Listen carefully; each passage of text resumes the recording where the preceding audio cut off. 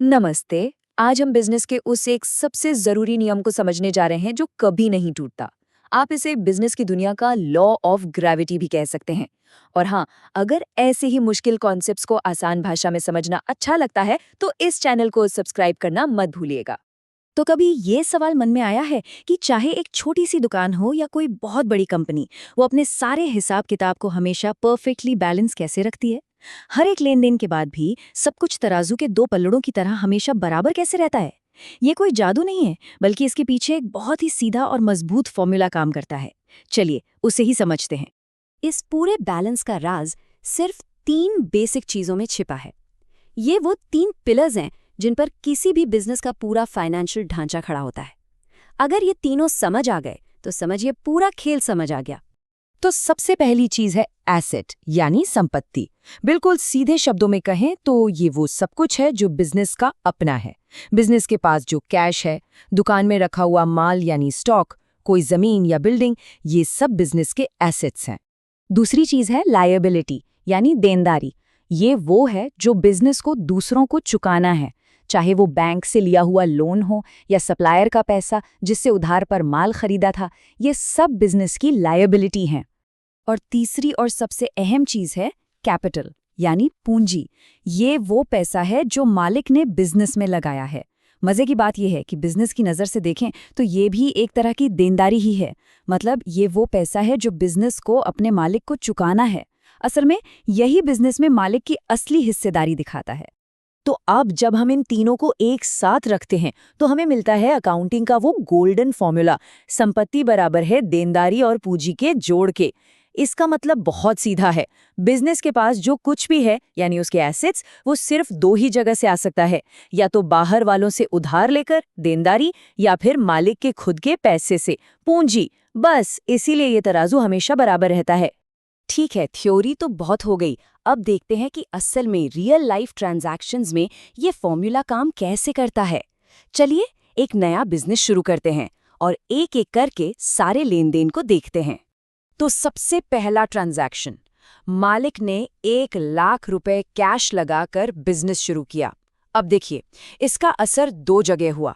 Business के पास 1 लाख रुपए cash के रूप में एक एसेट आ गया, और ठीक उसी वक्त मालिक के लिए 1 लाख की पूंजी के रूप में एक देनदारी भी बन गई।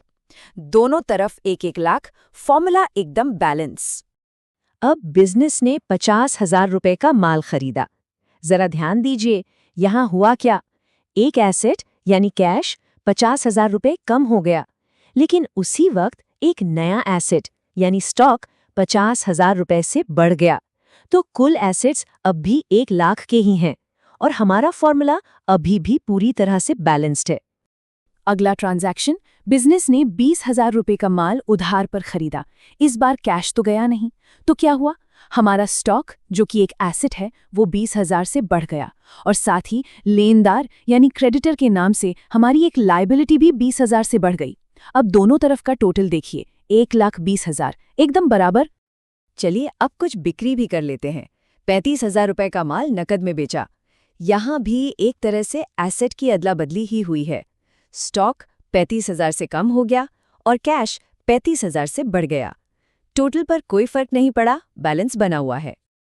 अब हमने 10,000 रुपए का माल उधार पर बेचा। हमारा स्टॉक तो कम हो गया, पर हमें कैश तुरंत नहीं मिला, तो उसकी जगह हमें एक नया एसेट मिला जिसे देनदार या डेटर्स कहते हैं। ये उस कस्टमर का वादा है कि वो हमें भविष्य में पैसे देगा। तो एक एसेट गया और दूसरा आ गया। फिर से कोई गड़बड़ नहीं, सब कुछ बैलेंस है। अब एक बहुत बहुत जरूरी नियम की बात करते हैं। बिजनेस में जो भी खर्चे या नुकसान होते हैं वो सीधे मालिक की हिस्सेदारी यानी कैपिटल को कम कर देते हैं। इसका असर हमेशा 2 तरफा होता है।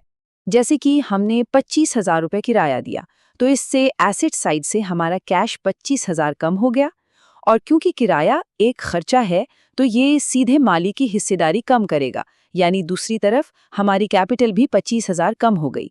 दोनों तरफ 95,000, फॉर्मूला फिर से बैलेंस हो गया। और ठीक इसी नियम का उल्टा भी सच है।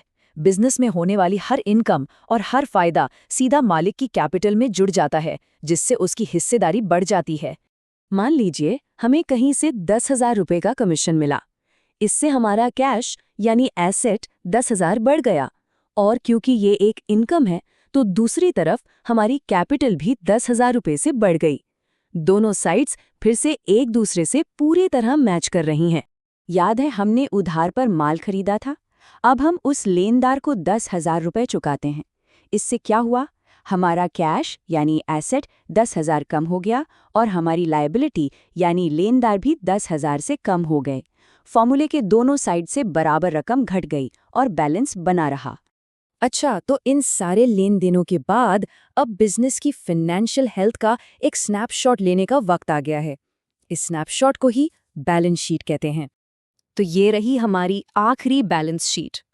असल में ये उसी फॉर्मूले का एक वर्टिकल प्रेजेंटेशन है। एक तरफ सारी देनदारियां और पूंजी है और दूसरी तरफ सारे एसेट्स। और सबसे जरूरी बात, दोनों तरफ का टोटल 95,000 रुपये बिल्कुल बराबर है। तो आखिरी और सबसे अहम बात यही है, 95,000 रुपये दोनों साइड्स पूरी तरह से बराबर है, जो ये साबित करता है कि ये सिस्टम हर हालत में काम करता है। हर एक लेन देन के बाद ये बैलेंस हमेशा बना रहता है। तो संक्षेप में ये सिस्टम हमेशा इतना परफेक्टली काम क्यों करता है? इसके पीछे एक बहुत ही सरल और जबरदस्त लॉजिक है। देखिए, ये सिस्टम इसलिए काम करता है क्योंकि इसकी शुरुआत ही एक बैलेंस्ड फॉर्मूले से होती है। फिर हर लेन देन का असर हमेशा दो जगह पर रिकॉर्ड होता है, जिससे बैलेंस बना रहता है। जब भी कोई फायदा या नुकसान होता है, वो सीधा मालिक की कैपिटल को एडजस्ट कर देता है, जिससे फॉर्मूला फिर से बराबर हो जाता है।